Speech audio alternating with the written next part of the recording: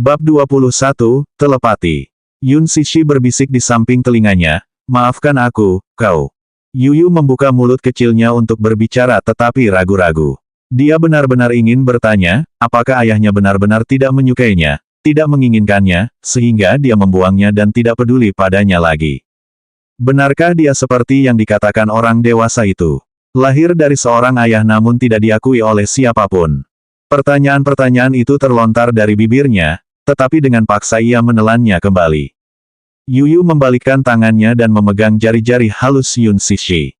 Dia mengangkat wajah kecilnya dan menatap langit malam, berbicara dengan lembut, "Ibu, meskipun ayah Yuyu tidak menginginkan Yuyu, Yuyu masih punya ibu. Yuyu sangat mencintai ibu, jadi jangan bersedih. Semua karena ayah sehingga ibu bersedih. Saat Yuyu dewasa, Yuyu pasti akan melindungi ibu." Yun Sishi mengangkat matanya, mengikuti arah pandangannya, dan menatap keluar juga. Dia akhirnya menghela napas panjang dan memeluknya lebih erat. "Yuyu adalah anak yang baik. Kediamanmu." Di ruang tamu, Mu Yichen yang sedang duduk di sofa, tiba-tiba merasakan sakit yang berdenyut aneh di hatinya. Sakitnya tak tertahankan. Dengan alis sedikit berkerut, ia membelai lembut bagian di mana jantungnya berada sebelum meletakkan telapak tangannya di atasnya. Ia merasakan detak jantung cepat di dalamnya. Hatinya sakit sekali, hampir-hampir sesak. Seorang pembantu yang sedang merapikan mainannya melihat dia meletakkan tangannya di dada, wajahnya mengerut kesakitan. Dia berlutut dengan panik di depannya. "Tuan muda, ada apa?" "Hati, sakit," Mu Yichen berkeringat dingin. Sama seperti tertusuk jarum, tidak nyaman. Seperti di masa lalu, pembantu itu sejenak bingung. Tuan muda itu selalu mengalami sakit hati seperti ini. Jantungnya tiba-tiba berdetak cepat dan dia kesakitan. Namun, setiap kali dia dibawa ke rumah sakit, tidak ada penyebab sakit yang terdeteksi. Dia sehat. Bahkan dokter terbaik pun tidak dapat memastikan apa yang salah padanya. Mu Yichen meringkuk di sofa dan menghirup udara dingin dalam-dalam, tampak pendiam. "Ada apa?" Mu Seng perlahan menuruni tangga dengan bantuan tongkatnya. Pria tua itu mengenakan pakaian tradisional Tiongkok yang bebas kusut. Meskipun sudah tua, dia masih tampak energi. Di balik alisnya yang gelap, tidak sulit untuk menyadari bahwa dia adalah pria yang menawan dan elegan di masa jayanya.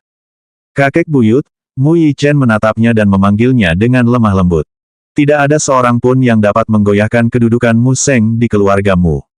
Ia telah berinteraksi dengan begitu banyak tokoh penting sepanjang hidupnya sehingga setiap kata dan gerak-geriknya membuat orang gemetar ketakutan atau kagum. Oleh karena itu, bagi putra orang kaya seperti Mu Yichen, ia juga takut pada kakek buyutnya. Mu Seng, pada bagiannya, memanjakan si kecil ini dengan sepenuh hati dan jiwanya. Mu Yaze merupakan cucu kesayangannya, sedangkan Mu Yichen merupakan darah dagingnya, jadi wajar saja jika dia lebih memanjakannya. Melihat cicit kesayangannya kambuh, raut wajahnya berubah. Ia buru-buru bertanya, "Apakah tubuhmu tidak enak badan lagi? Apakah jantungmu sakit lagi?" Kakek buyutnya menunjukkan perhatian kepadanya, tetapi Mu Yichen secara naluriah menghindar darinya. Dia jelas takut padanya. Dia takut pada wajah Mu Seng yang selalu pendiam dan tegas. Karena itu, dia tidak pernah suka berada di dekatnya. "Tidak ada," jawabnya. "Omong kosong. Lihat dirimu. Kau kesakitan sekali sampai berkeringat dingin." Mu Seng sangat patah hati. "Kakek buyut, aku akan naik ke atas untuk membaca buku." Mu Yichen melompat turun dari sofa dan berlari ke atas. Mu Seng menatap punggung cicitnya dan mendesah perlahan. Malam semakin larut. Di jalan, sebuah Bugatti Veyron hitam melaju kencang mengikuti angin. Lampu neon diproyeksikan pada bodi mobil yang ramping dan lampu terowongan berubah dari terang ke gelap secara berurutan. Mu Yaze, yang memegang kendali kemudi, matanya yang cekung dipenuhi dengan kemarahan yang hebat. Cahaya bulan yang dingin memantulkan cahaya keperakan di wajahnya yang terpahat sempurna. Dia menginjak pedal gas dengan keras. Mesin menderu kencang dan menenggelamkan semua suara lainnya. Malam ini, karena suatu alasan, dia tidak bisa mengendalikan emosinya. Bab 22, dia memiliki adik laki-laki. Entah mengapa, malam ini, ia tidak bisa mengendalikan emosinya. Sebelumnya, meskipun suasana hatinya sedang buruk, ia masih bisa tetap tenang menghadapi proyek pembangunan yang sulit ditangani.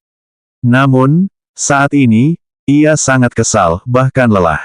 Teleponnya berdering. Mu Yaze mengangkat telepon dan suara Mu Yichen yang meracau terdengar. Ayah. Ada apa? Ayah, hatiku sakit lagi. Kemarin, aku bermimpi tentang ibu. Mobil sport itu tiba-tiba berhenti. Sambil menurunkan kaca jendela mobil, wajah suram Mu Yaze muncul. Ibu. Mu Wanru. Bukan itu, Ma. Aku bermimpi seorang wanita cantik memanggil dengan lembut sebuah nama, tapi itu bukan namaku. Oh, aku tidak yakin. Bagaimanapun, aku memimpikannya dan aku merasa tenang. Itu sangat hangat, seperti. Suara muda itu berhenti sejenak sebelum melanjutkan, menggerutu, aku tidak suka Ma di sini. Dia sama sekali tidak lembut. Yi Chen tidak menyukainya, ayah, aku tidak ingin Ma di sini. Aku ingin Ma dalam mimpiku. Si kecil merengek dan bertingkah nakal di ujung telepon yang lain. Wajah Mu Yaze cemberut, tetapi suaranya tiba-tiba lembut. Bersikaplah baik, Yi Chen. Bersikaplah baik, oke. Ayah sedang dalam perjalanan pulang untuk menemanimu. Baiklah, aku akan menunggumu, ayah. Panggilan telepon berakhir. Sudut mulutnya yang terangkat perlahan turun. Apakah orang benar-benar memiliki telepati? Dokter berkata bahwa karena Little Yi Chen adalah saudara kembar, ia pasti memiliki telepati dengan saudara kembarnya yang lain. Namun, ketika gadis itu melahirkan dua anak laki-laki untuknya saat itu, salah satu sudah tidak bernapas saat ia lahir. Setelah melahirkan, ia mengirim orang ke rumah sakit itu untuk menanyakan keberadaan jenazah anak itu kepada staf yang bertugas dalam operasi tersebut. Ia ingin memberikan pemakaman yang layak kepada anak itu. Namun, semua orang mengklaim bahwa ia sudah dirawat. Ia sangat menyesali kehilangan itu saat itu. Namun, selama yang dapat diingat oleh Little Yi Chen, ia terus menceritakan mimpi tentang adik laki-lakinya kepadanya. Ia mengklaim bahwa adiknya memiliki wajah yang bersih dan anggun serta tampak persis seperti dirinya. Ia berkata bahwa seolah-olah ia sedang melihat dirinya sendiri di cermin, benar-benar identik. Mu Yaze sebelumnya mengira bahwa telepati antara saudara kembar adalah omong kosong. Namun, suatu kali Little Yi Chen mengalami demam tinggi dan dokter keluarga memasang infus. Saat terbaring di tempat tidur, tanpa disadari ia terus berteriak, "Ibu, ibu." Dia terdengar tak berdaya dan bergantung, tetapi tidak acuh tak acuh, tidak seperti saat dia bersama Mu Wanru. Yi Chen kecil mungkin memanggil Mu Wanru, ibu, setiap hari, tetapi dia tidak pernah dekat dengannya. Ketika dia terbangun, dia menangis sekeras-kerasnya. Mu Wanru ingin memeluknya, tetapi dia menangis dan menolak sentuhannya. Dia terus menangis, Yi Chen punya adik laki-laki. Adik laki-lakiku sakit, Yi Chen patah hati, patah hati. Anaknya waktu itu belum diselamatkan, lalu dari manakah adiknya ini datang? Tidak ada yang percaya kata-katanya karena dia masih anak-anak. Kata-kata anak-anak tidak berbahaya dan tidak terlalu berbobot. Yi Chen kecil akhirnya berhenti menyebutkan tentang mimpinya. Akan tetapi, setelah itu dia bersikap lebih jauh terhadap Mu Wanru. Hari berikutnya adalah hari kerja yang damai. Namun, pada sore harinya, sebuah kejadian tak terduga membuat Yun Sishi kehilangan pekerjaannya. Yun Sishi awalnya berencana untuk menyampaikan proposal kepada kepala departemennya setelah istirahat makan siang. Tepat saat dia melangkah keluar, beberapa pemuda tanpa tujuan, berpakaian seperti penjahat, dengan berani melukai petugas keamanan di pintu masuk perusahaan. Mereka menerobos masuk ke departemennya, melempar sederet meja, dan meneriakkan namanya dengan keras. Pencurian mereka membuat semua orang di kantor ketakutan. Beberapa orang melihat tato di tubuh mereka dan bersembunyi di sudut. Rumor mengatakan bahwa para pemuda ini adalah penjahat terkenal di jalan tertentu di ibu kota dan memiliki pendukung yang kuat. Apakah Yun Sishi telah memprovokasi orang-orang ini?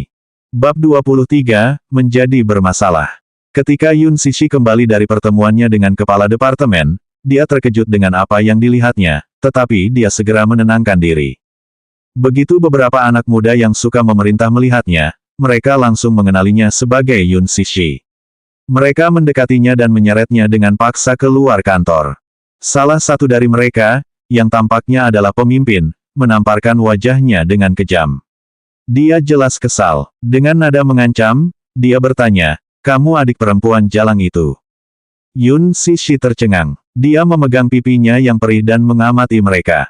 Dia kemudian menyadari siapa, Jalang, yang mereka bicarakan itu. Kau tahu berapa banyak utang adikmu padaku? Dia mengunyah permen karet, matanya menatapnya dari atas ke bawah beberapa kali. Yun Sishi dengan patuh mengerutkan bibirnya dan tetap diam. Dengan sangat cepat, dia memilah semuanya dan memahami keseluruhan situasinya. Kalau teringat Yun Na, mungkin dia berutang besar saat bersenang-senang. Kondisi keuangan keluarganya masih belum stabil, jadi dia tidak punya uang untuk melunasi utangnya. Saat dia tidak bisa melunasinya, dia teringat Yun Na dan memberikan alamat perusahaannya kepada orang-orang ini. Yun Sishi merasa sedikit menyesal. Khawatir ayahnya akan mengalami kemunduran di tempat kerja dan tidak dapat menghubunginya, dia meninggalkan alamat perusahaannya kepada mereka. Namun, dia tidak pernah menyangka bahwa tamu tak diundang akan muncul. Namun, dia tidak mau tunduk pada beberapa penjahat ini. Keengganannya bukan karena dia punya nyali, tetapi karena dia juga sedang dalam kesulitan keuangan. Jika dia membantu Yun Na melunasi utangnya, maka dia tidak akan punya cukup uang untuk membayar biaya sekolah Yuyu untuk semester berikutnya. Melihatnya tetap diam, pemimpin itu menjadi marah. Dia mencengkeram kerah bajunya dan menepuk wajahnya. Apakah kamu bisu? Bisa bicara? Bicaralah lebih keras. Iya. Sialan. Tidak bisa membayar. Iya. Beberapa preman mendorongnya. Beberapa pasang mata, yang menyimpan niat jahat, mengintip dadanya. Tidak apa-apa jika kamu tidak bisa membayar. Kamu harus berperilaku baik dan ikut dengan kami. Tidak punya uang untuk membayar. Ada banyak cara lain untuk melakukannya. Ngomong-ngomong, kamu, gadis kecil, kelihatannya cukup cantik. Tertarik bermain dengan kami. Beberapa di antara mereka tersenyum, mata mereka mengandung niat jahat. Yun Sishi tetap memasang wajah datar. Silakan bicara dengan lebih hormat. Ho, haha, gadis ini punya pendirian. Pria itu tersenyum sinis lalu menamparnya lagi. Kenapa kamu begitu kasar dengan kata-katamu? Apa alasan dibalik berutang uang dan tidak membayarnya? Yun Sishi perlahan-lahan memalingkan wajahnya, tangannya diam-diam meraba-raba ponselnya di saku. Namun, gerakan kecil ini diperhatikan oleh beberapa pria. Pemimpin itu dengan marah mengepalkan tangannya dan melemparkan ponselnya ke tanah. Pria itu menghentakkan kakinya sekali, dan ponselnya hancur berkeping-keping. Dia terkejut. Matanya menunjukkan kegelisahan. Memanggil polisi untuk menangkap kami. Tidak pernah menyangka kau cukup pintar. Gerutu pria itu. Ia kemudian mendorong wanita itu ke tanah dan menendang bahunya dengan keras. Panggil polisi sekarang. Aku akan membiarkanmu memanggil polisi. Bos, bukankah wanita jalang itu bilang wanita ini punya anak? Kalau dipikir-pikir, dia di TK mana? Salah satu dari mereka menatapnya dengan penuh arti. Yun Sishi dengan panik mengangkat wajahnya, dan secara naluriah berkata, jangan. Jangan cari masalah denganmu. Aku akan memberimu uang. Dia bisa tetap rasional selama itu tidak melibatkan Yuyu. Sekembalinya ke kantornya, dia buru-buru mengeluarkan kartu ATM-nya dengan tangan gemetar dan mata memerah. Bab 24, dipecat dari pekerjaannya. Kembali ke kantornya, dia buru-buru mengeluarkan kartu ATM-nya dengan tangan gemetar dan mata memerah. Dia kemudian pergi ke bank terdekat untuk menarik beberapa ribu dolar dan melunasi seluruh utang Yun Na. Para penjahat itu merasa puas, menghitung uang sambil menatapnya dengan tajam. Akhirnya, mereka pergi dengan angkuh tanpa menimbulkan masalah lebih lanjut. Sesampainya di perusahaan, manajer memanggilnya ke kantornya dan memecatnya karena membawa masalah dan kerugian besar bagi perusahaan. Ia memintanya untuk mengemasi barang-barangnya dan meninggalkan kantor secepat mungkin. Sebelumnya, dia bisa tetap tenang meski dikepung dan dihadang oleh orang-orang jahat itu. Sekarang, dengan kesadaran bahwa dia mungkin akan kehilangan pekerjaannya, matanya langsung memerah. Dia tidak peduli dengan hal lain. Dia memohon kepada manajer agar tidak memecatnya. Dia masih punya Yuyu. Dia tidak bisa kehilangan pekerjaan ini. Kalau dia kehilangan pekerjaan, bagaimana dengan biaya hidup mereka selama ini? Keluarga Yun masih memiliki utang yang cukup besar untuk dilunasi, dan Yuyu masih muda, masa di mana uang sangat dibutuhkan. Sekarang, biaya sekolah untuk taman kanak-kanaknya sangat mahal. Ditambah lagi dengan biaya untuk memenuhi kebutuhan nutrisi tubuhnya yang sudah rapuh, yang sudah sangat mahal. Ditambah lagi dengan biaya hidup mereka. Dia sudah putus asa. Melihatnya memohon dengan sungguh-sungguh, sang manajer tentu saja terharu. Sejujurnya, Yun Cixi adalah pekerja yang sangat kompeten. Meskipun dia adalah satu-satunya pekerja perempuan di departemen IT, keterampilannya tidak kalah dengan rekan-rekan prianya. Selain itu, dia pekerja keras, berdedikasi, dan teliti terhadap pekerjaannya. Namun, kejadian kali ini membuat atasannya tidak senang, dan mereka memutuskan untuk memecatnya. Dia tidak punya suara dalam hal ini, karena dia tidak punya wewenang untuk membiarkannya tetap tinggal. Oleh karena itu, meskipun Yun Cixi memohon, hasilnya tetap tidak dapat diubah. Ketika dia pulang kerja, dia langsung mengemasi barang-barangnya dan meninggalkan gedung perusahaan. Beberapa karyawan mengetahui kepergiannya, banyak yang senang dan beberapa yang sedih. Banyak dari mereka merasa lebih baik Yun Cixi ini pergi saja. Di kantor, dia selalu menjadi pusat perhatian, merampas kesempatan mereka untuk mendapat promosi. Dengan kemampuannya yang hebat dan visualnya yang luar biasa, kepala departemen menyukainya. Dia bahkan mendapat bonus tahunan tertinggi di antara mereka. Oleh karena itu, mayoritas merasa lebih tenang ketika mereka mengetahui pemecatannya. Bagaimanapun, mereka kini memiliki satu pesaing yang lebih sedikit. Ada beberapa rekan kerja yang memiliki hubungan cukup baik dengannya. Setelah mengetahui pemecatannya, mereka bersimpati dan bertukar kontak dengannya sebelum mengucapkan selamat tinggal. Yun Cixi meninggalkan perusahaan dan berjalan di jalan dengan wajah putus asa. Hatinya dibebani dengan tumpukan depresi. Barangkali, dia terlalu linglung saat berjalan sambil menundukkan kepala, sehingga tidak menyadari lampu merah menyala dan bunyi klakson mobil sport yang mendekat. Baru ketika mendengar suara derit rem mobil yang keras dan memekakkan telinga, ia tersadar kembali. Namun, sudah terlambat. Mobil sport yang melaju kencang itu melewati tubuhnya dan berhenti total tidak jauh darinya. Yun Cixi belum bereaksi ketika mobil itu menyerempetnya dan dia terbanting ke tanah. Rasa pusingnya hilang ketika dia merasakan sakit yang luar biasa menjalar dari lututnya yang tergores aspal saat dia jatuh. Dokumen-dokumen yang awalnya ia simpan di dadanya kini berserakan di tanah. Yun Cixi mendongak kaget dan melihat sebuah Porsche yang sangat mewah dengan bodi yang ramping. Dari sudut manapun orang melihatnya, mobil itu sungguh luar biasa. Yun Cixi pernah melihat deskripsi mobil sport ini di sebuah majalah. Rumor yang beredar adalah mobil ini merupakan mobil edisi terbatas yang dibuat khusus di seluruh dunia. Mobil ini hanya ada 3 unit di seluruh dunia. Sekali lagi, perhatiannya kembali ke lututnya yang memar saat terasa sakit. Sudut roknya robek karena gesekan antara mobil dan kain, dan lututnya yang baru saja tergores dengan sembarangan itu berdebu karena mengeluarkan banyak darah. Bab 25, bertemu lagi. Tidak yakin apakah itu karena rasa sakit atau hal lain, mata Yun Cixi tiba-tiba dipenuhi air mata. Air mata segera mengalir deras di pipinya dan terus menetes ke tanah. Dia begitu sedih hingga menangis. Sejak kecil, ia hidup mengembara. Meskipun ia kemudian memiliki tempat yang disebut rumah, selain Yun Yecheng, tidak ada seorang pun yang menyambutnya di sana. Selama ini, dia tidak bergantung pada siapapun. Karena pekerjaannya hilang, dia benar-benar tidak tahu harus berbuat apa. Kemarahannya yang terpendam akhirnya meledak. Peristiwa tak terduga selama beberapa hari terakhir telah membebani dirinya secara mental dan fisik, dan dia sudah mencapai batas kemampuannya. Selain menanggung utang Yunna, dia juga kehilangan pekerjaannya. Saat ini, dia tidak punya uang sepeser pun. Apa yang harus dia lakukan sekarang? Selama ini, dia sangat tangguh hingga tidak mau mengalah. Bahkan saat dia berada dalam situasi sulit, dia berjuang sendiri. Tidak peduli seberapa sulit atau melelahkannya, dengan Yuyu di sisinya, dia merasa ada harapan dalam hidup. Namun, kenyataan menjatuhkannya hingga penuh memar. Yuyu pernah mengatakan kepadanya bahwa ketika keadaan sulit, dia harus tersenyum dan semuanya akan baik-baik saja. Bahkan seorang anak kecil pun tahu prinsip ini, tetapi mengapa orang dewasa seperti dia tidak bisa mengikutinya dengan benar? Oleh karena itu, saat ini dia tidak dapat menahan air matanya agar tidak jatuh.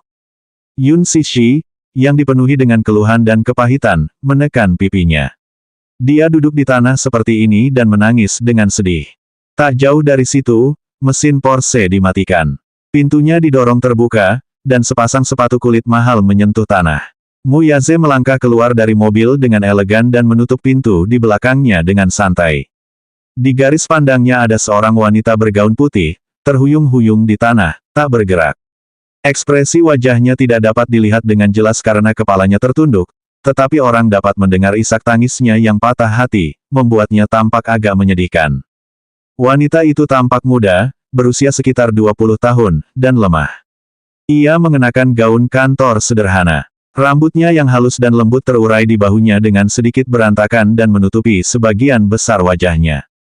Meskipun ia tampak lusuh, hal itu tidak mengurangi kecantikannya. Malah, hal itu justru semakin menonjolkan penampilannya yang memukau, membuat orang lain merasa simpati padanya. Mata Muyaze perlahan menyipit, menatap dalam dan jauh. Gadis ini membuat hatinya bergetar. Dia tampak agak familiar, seolah-olah dia pernah melihatnya sebelumnya. Akan tetapi, karena kepalanya tertunduk, dia tidak dapat melihat penampilannya. Alisnya yang seperti pedang sedikit berkedut. Ia mendekat dan dengan anggun berjongkok di depannya. Ia sedikit menurunkan matanya yang berbentuk almond untuk memeriksa memar di lututnya dengan dingin. Ia melihat bahwa salah satu dari sepasang kakinya yang ramping berlumuran darah. Darah menetes di sepanjang lekukan kakinya yang halus. Dia memindai seluruh tubuhnya dan tidak melihat luka lain selain lecet kecil pada kulit lututnya. Untungnya lukanya tidak parah, tetapi dia masih menangis dalam kesedihan, seolah-olah dia telah menderita kesedihan yang sangat besar. Dia benar-benar tidak tahu apa yang membuatnya menangis dengan begitu menyedihkan. Penampilannya saat ini sedikit mirip dengan anak kucing yang terlantar. Muyaze memperhatikan hal itu, tetapi dia tidak menunjukkan reaksi yang jelas terhadapnya. Perasaan frustrasi yang dialaminya agak memburuk.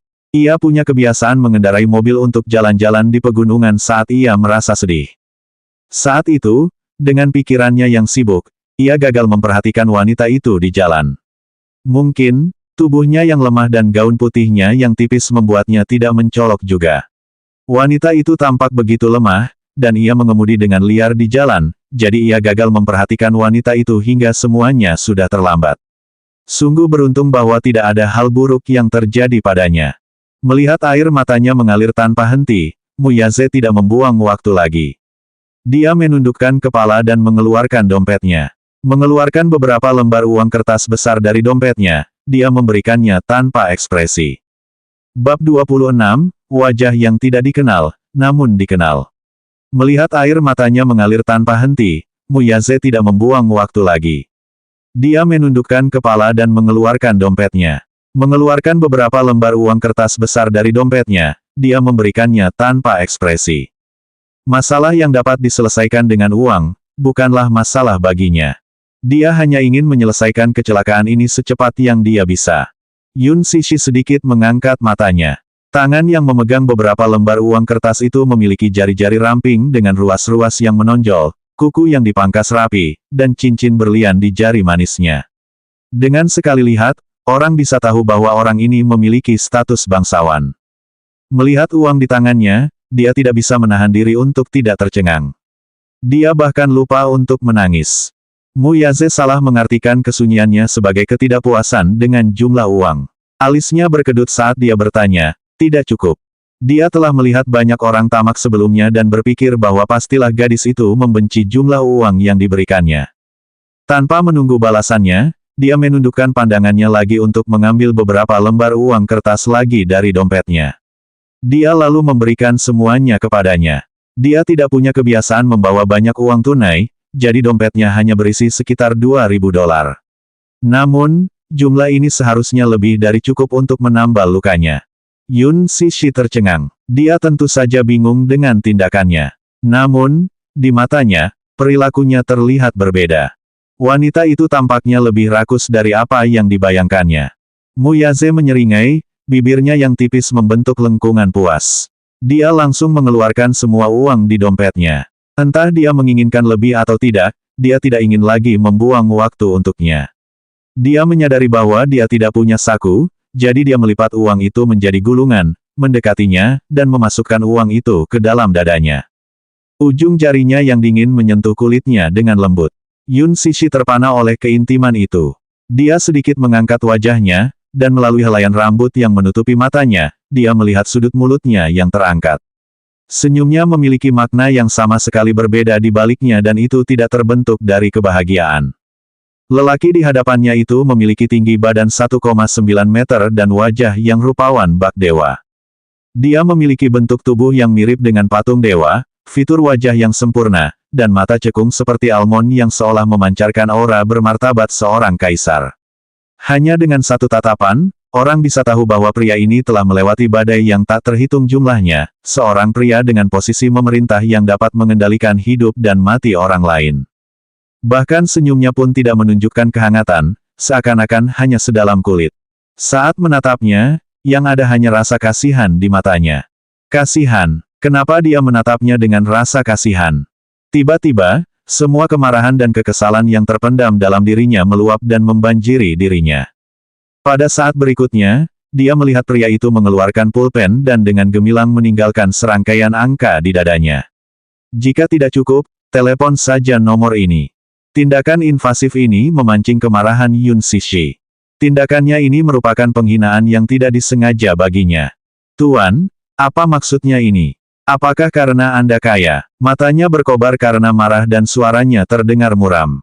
Anda telah melukai seseorang, tetapi Anda tidak meminta maaf. Anda pikir semuanya bisa diselesaikan dengan uang. Yun Cixi bukanlah orang yang suka membuat masalah tanpa alasan.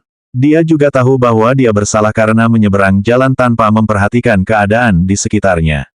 Namun, caranya memasukkan uang ke dadanya, yang sama saja dengan memberi sedekah, benar-benar membuatnya marah. Sikapnya terlalu sombong dan merendahkan. Karena itu, dia menatapnya dengan dingin tanpa berkata apa-apa lagi. Bagaimanapun, dia tidak tahu apapun tentangnya.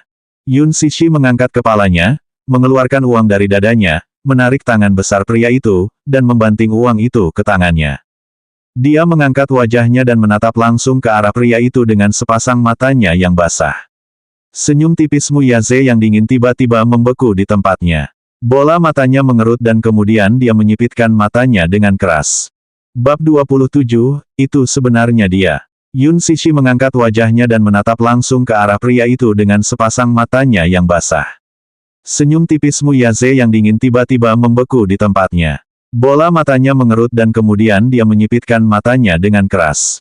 Wajah yang berusaha bersikap tegar itu, membuat seluruh keberadaannya tercengang. Pikirannya seketika melayang. Dia bahkan tidak melihat ekspresinya. Sambil menyeka air mata dari matanya dengan punggung tangannya, dia berkata dengan marah, "Tuan, saya tahu ini salah saya karena tidak melihat ke arah yang saya tuju. Tetapi Anda tidak perlu bersikap merendahkan untuk mengasihani saya. Saya tidak membutuhkannya." Setelah mengucapkan kata-kata itu, dia tidak lagi peduli padanya dan memperlakukannya seolah-olah dia tidak ada. Dia membungkuk untuk mengambil dokumen di tanah, dan berbalik untuk pergi dengan cepat, tidak menatapnya sekalipun. Mu Yaze menatapnya dengan cepat dan pergi. Dia agak linglung, tidak dapat mengalihkan pandangannya darinya untuk waktu yang lama.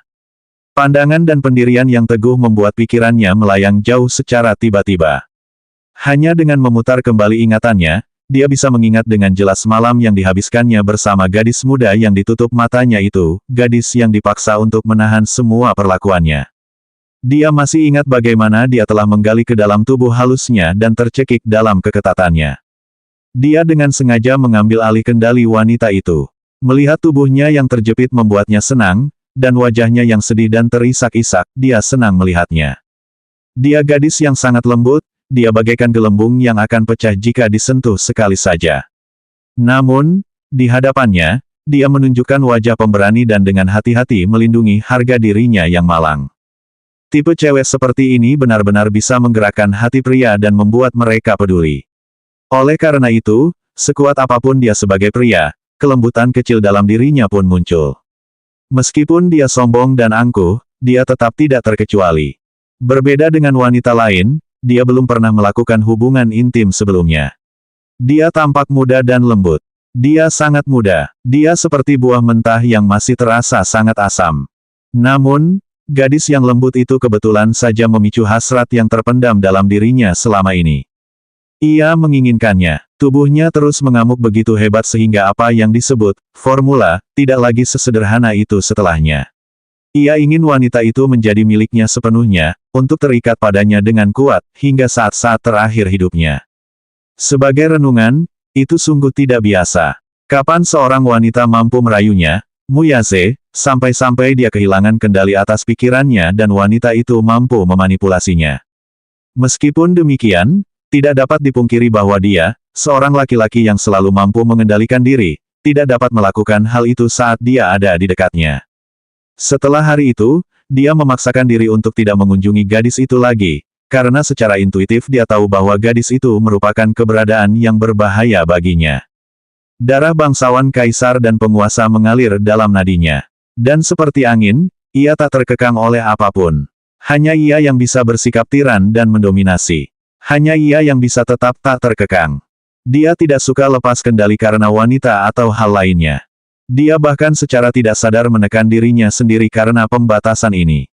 Namun, tubuhnya sebenarnya masih merasakan sensasi ini. Sudut mulutnya terangkat. Dia berbalik dan melihat sebuah benda di tanah. Dia perlahan mencondongkan tubuh ke depan dan mengambilnya. Dia sebenarnya tidak sengaja meninggalkan kartu identitasnya. Karena terburu-buru, dia tidak menyadari kartu identitasnya tergeletak di tanah. Muyase tidak bisa menahan senyum. Dia mengeluarkan ponselnya. Aaron, bantu aku memeriksa seseorang. Ya, Direktur, namanya. Wajah gadis itu yang malu-malu dan hangat tersenyum terpampang di kartu identitasnya. Sepasang bola matanya yang basah berkilauan dan berkilauan, seolah-olah bola matanya berisi seember penuh sinar matahari. Pancaran cahaya di matanya tampaknya mampu memukau orang-orang di segala zaman. Dia mengulur-ulur kata-katanya. Yun Sishi. Bab 28, Selamat tinggal, Xiao Longbao Yuyu. Saat ini, kelas di taman kanak-kanak hampir berakhir. Awalnya, dia bermaksud menjemput Yuyu untuk menikmati telur kepiting Xiao Longbao kesukaannya. Sebelumnya hari ini, dia meminta Yuyu untuk menunggunya di sekolah setelah kelas selesai.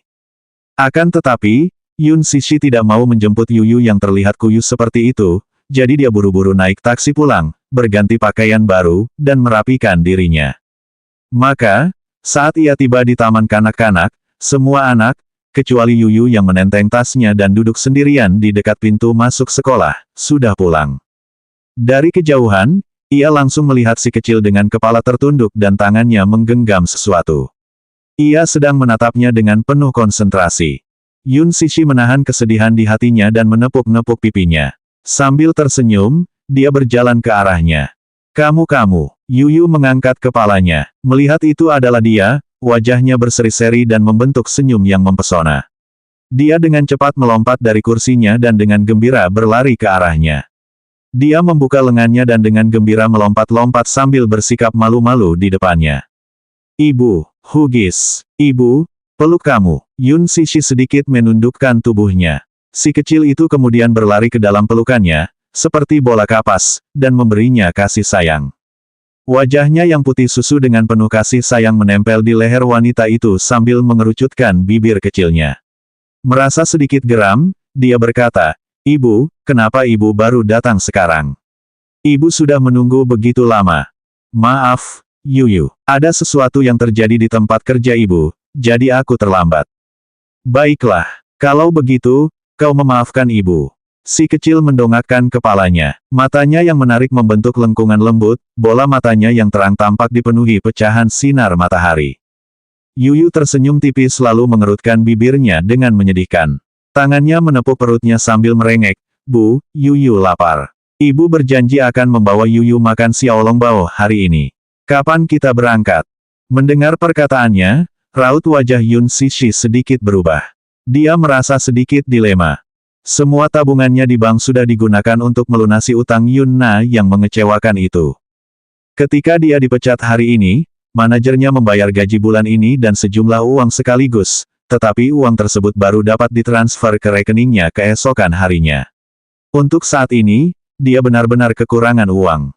Telur kepiting Xiao Longbao adalah makanan kesukaan Yuyu. Namun, harganya terlalu mahal, jadi hanya pada hari-hari khusus atau saat ia menerima bonus ia bisa mengajak Yuyu keluar untuk memakannya. Yun Sishi merasa sedikit getir di dalam hatinya. Dia mengangkat matanya dan menatap Yuyu. Tangannya dengan lembut membelai pipi Yuyu yang lembut dan, dengan setengah menenangkan, berkata, Yuyu, ayo makan di rumah hari ini, oke? Tepat saat dia mengatakan ini, senyum Yuyu membeku. Dengan mata terkulai karena kecewa, bibir perlahan mengerucut, dan alis berkerut, dia bergumam, Ibu, Ibu sudah berjanji padaku. Ibu tidak bisa menarik kembali kata-katamu. Ia menggenggam erat kertas di tangannya. Ia merasa sangat kesal hingga wajahnya yang pucat memerah, sambil menggigit bibir bawahnya dengan gigi putihnya yang seperti mutiara. Bulu matanya yang tebal dan lentik meneteskan beberapa tetes air, tanda bahwa ia akan menangis. Yun Cixi bingung harus berbuat apa saat melihat si kecil menitikkan air mata karena kecewa. Karena bingung, ia buru-buru menyeka air matanya dengan tangannya dan berkata dengan sedih, Yuyu, jangan menangis. Ibu akan melakukan apa yang ibu janjikan padamu. Yuyu dengan lembut berbalik. Dia tampak agak kesal. Yun Cixi ragu-ragu sejenak sebelum menggigit bibir bawahnya. Akhirnya, dia memutuskan untuk menyampaikan berita tentang kehilangan pekerjaannya kepadanya. Dia tidak ingin meninggalkan kenangan tentang kebohongannya kepada Yuyu. Maaf, Yuyu. Hari ini, ibu, kehilangan pekerjaannya, jadi. Bab 29, Kehidupan Yun Cixi. Maaf, Yuyu. Hari ini, ibu, kehilangan pekerjaannya, jadi. Mendengar ini, Yuyu yang terkejut, menatapnya dengan mata terbelalak. Kenapa? Apakah ibu melakukan kesalahan? Yun Cixi menggelengkan kepalanya, membelai rambutnya. Tidak, ibu akan mencari pekerjaan besok. Ibu sangat kompeten, aku pasti akan mencari pekerjaan dengan gaji yang lebih tinggi. Mulai saat itu, ibu akan mengajakmu makan xiaolongbao setiap hari. Baiklah, mata Yuyu terkulai saat dia mengangguk patuh. Ketika Yun Cixi tidak memperhatikan, dia menyembunyikan surat orang tuanya di tangannya di belakang punggungnya, tidak membiarkannya melihatnya. Dia kemudian mengangkat kepalanya dan berkata sambil tersenyum, Bu, ayo pulang. Yun Cixi yang tidak melihat pergerakan kecilnya, tidak menyadari apa yang disembunyikannya. Demikianlah yang terjadi hingga beberapa hari kemudian. Setelah makan malam, Yuyu dengan patuh membereskan peralatan makan. Menempatkan bangku kecil di dapur, tangan kecilnya mencuci piring dengan air hangat dengan cara yang kikuk namun fokus. Dia sangat perhatian dan tahu cara membantu Yun Cixi di rumah sehingga dia tidak tampak seperti anak kecil berusia 6 tahun. Yun Cixi mencari-cari di rak dan menemukan telepon jadul yang sudah ketinggalan zaman. Dia memasukkan kartu telepon dan menyalakannya. Melihat beberapa panggilan tak terjawab dari guru kelas Yuyu, dia lalu menelepon lagi. Guru kelas menerima teleponnya dan memberitahu dia tentang perjalanan safari musim semi, yang diselenggarakan oleh Taman Kanak-Kanak. Surat orang tua telah dibagikan beberapa hari sebelumnya, tetapi Yuyu belum menyerahkannya untuk diserahkan. Karena itu, dia menelepon Yun Cixi untuk meminta persetujuannya. Yun Cixi sedikit terguncang, karena dia benar-benar tidak tahu apa-apa tentang masalah ini. Jadi, di belakang punggung putranya, dia diam-diam mengobrak-abrik tas kecilnya. Baru kemudian dia melihat formulir yang disebutkan oleh gurunya. Di ujung telepon yang lain, guru kelas berbicara dengan agak hati-hati, tampaknya takut mengatakan sesuatu yang tidak pantas. Maafkan saya karena terus terang, Yuyu benar-benar menantikan perjalanan musim semi ini bersama anak-anak lain.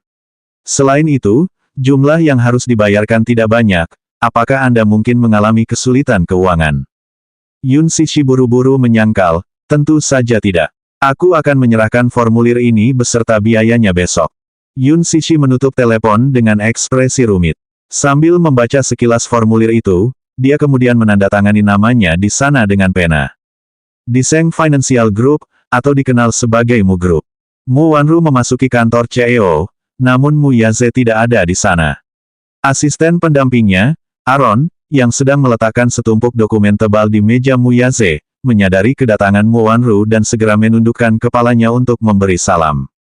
Nyonya, gumamnya sebagai jawaban. Sambil menyapukan pandangannya ke seluruh kantor, dia menatapnya dan bertanya, di mana CEO? Dia menjawab dengan hormat, oh, bos sedang tidak di kantor saat ini. Kemana dia pergi? Ada proyek investasi antara Mu Group dan Yayuan Group di sore hari. Mengenai kapan dia akan kembali, saat ini saya belum tahu. Jika memang begitu, ucapannya terhenti saat melihat tumpukan dokumen tebal di atas meja. Ia menghampiri dan mengangkat beberapa dokumen. Sambil mengangkat kepalanya, ia menunjuk dokumen-dokumen itu kepadanya, apa ini? Aaron menegang. Ia ragu sejenak sebelum memberikan jawabannya, dokumen yang berisi informasi yang diperintahkan bos untuk saya kumpulkan kemarin. Informasi. Aku seharusnya bisa melihatnya, kan? Tanyanya. Aaron tidak menjawab dan hanya menundukkan kepalanya untuk merenung. Mu Wanru tidak memperhatikannya. Dia, wanita simpanan muda keluargamu, adalah calon istri CEO. Mengapa dia tidak bisa memeriksa barang-barang calon suaminya? Karena itu, tanpa berkata apa-apa lagi, dia melepas segel dan dengan hati-hati mengeluarkan dokumen-dokumen itu. Bab 30, Rahasia Mu Wanru. Aaron tidak menjawab dan hanya menundukkan kepalanya untuk merenung. Mu Wanru tidak memperhatikannya. Dia, wanita simpanan muda keluargamu, adalah calon istri CEO. Mengapa dia tidak bisa memeriksa barang-barang calon suaminya? Karena itu, tanpa berkata apa-apa lagi, dia melepas segel dan dengan hati-hati mengeluarkan dokumen-dokumen itu. Aaron adalah tangan kanan Mu Yase. Oleh karena itu, dia dapat diandalkan dalam apapun yang dia lakukan, dan menyelidiki warga biasa benar-benar tugas yang sederhana. Dia melakukan penyelidikan menyeluruh dalam sehari dan membawa semuanya ke kantor Mu Yase. Namun, dia tidak menyangka akan bertemu dengan Mu Wanru. Di hadapannya, dia, seorang bawahan biasa, tentu saja tidak memiliki hak bicara, jadi dia tidak menghentikannya untuk memeriksa dokumen-dokumen itu. Informasi yang dikumpulkan memang sangat lengkap. Tumpukan dokumen tebal itu berisi gambar dan teks. Mu Wanru membolak-balik semuanya. Dari latar belakang keluarga orang tersebut dan lembaga tempat subjek lulus hingga resume subjek, semuanya tercantum dengan jelas. Awalnya, dia bingung. Jelas dia hanyalah seorang gadis biasa, dan dia tidak dapat memahami mengapa dia memerintahkan penyelidikan atas identitasnya. Namun, semakin banyak informasi yang dia baca, semakin dia merasa tidak yakin. Yun Sishi. Dia samar-samar teringat nama ini, tetapi ingatannya kabur, sampai dia mencapai satu halaman, dan ekspresinya langsung berubah. Ternyata gadis itu adalah gadis yang telah menjalani surogasi untuknya 6 tahun lalu. Tidak heran dia merasa nama itu agak familiar. 6 tahun lalu, Mu Yase dan dia bertunangan, tetapi diagnosis medis mengungkapkan bahwa dia mandul. Gadis ini secara pribadi dipilih oleh kakekmu untuk surogasi. Mu Wanru sedikit ragu, bahkan khawatir. Dia tidak dapat memahami mengapa Mu Yase ingin menyelidiki gadis itu. Disebutkan dalam dokumen tersebut bahwa Yun Sishi juga memiliki seorang putra berusia 6 tahun bernama Yun Tianyu. Yun Tianyu, 6 tahun, seusia dengan Yi Chen. Mu Wanru perlahan menyipitkan matanya. Dia masih ingat bahwa ibu pengganti itu pernah mengandung sepasang bayi kembar identik saat itu. Namun, karena kelahiran prematur dan si kembar yang lebih tua hampir menyerap semua nutrisi dalam tubuh ibu, ketika si kembar yang lebih muda lahir, dia sudah tidak bernapas, dan dia dinyatakan meninggal. Tiba-tiba dia punya firasat buruk dan mulai membaca beberapa halaman lagi dengan serius, membalik-balik informasi milik Yun Tianyu. Saat dia sampai di akhir laporan, telapak tangannya menjadi lembab sementara hatinya mendidih karena marah. Dalam portofolio, dia melihat satu set foto lagi. Dia buru-buru mengambil semuanya dan memeriksa setiap bagian. Beberapa foto yang dia lihat menampilkan seorang anak laki-laki yang tampan, dengan latar belakang taman kanak-kanak. Tampaknya semua foto ini diambil di taman kanak-kanak. Wajah anak laki-laki itu yang cantik, profil sampingnya yang tampan, dan penampilannya yang mirip dengan Little Yi Chen mengonfirmasi semua kecurigaannya sekaligus. Cengkeramannya segera mengencang, sehingga foto itu terdistorsi. Mu Wanru menggigit bibir bawahnya dengan kasar. Mungkinkah anak itu tidak meninggal saat itu? Atau, selama 6 tahun ini, wanita itu telah menyembunyikan anak ini? Mu Wanru langsung bingung, dan lapisan es menutupi hatinya. Apa sebenarnya maksud wanita bernama Yun Sishi ini? Anak itu jelas tidak lahir mati, jadi mengapa dia tidak mengatakan apa-apa? Mungkin, dia ingin menggunakan hak asuhnya atas anak ini untuk menuntut ganti rugi dari keluargamu. Mungkin, ambisinya lebih dari itu. Dia mungkin bermaksud menggunakan anak itu sebagai alat tawar-menawar untuk masuk ke grupmu. Bagaimanapun, dia adalah ibu kandung kedua anak itu. Adapun dia, meski dia adalah simpanan muda keluargamu dan calon istri CEO grupmu, dia sama sekali tidak punya hubungan apapun dengan kedua anak itu. Sejak zaman dahulu, para ibu selalu berhasil meningkatkan status mereka melalui putra-putra mereka. Hal ini bahkan lebih berlaku bagi keluarga kaya. Selanjutnya bab 31, rahasia yang terkubur selama bertahun-tahun.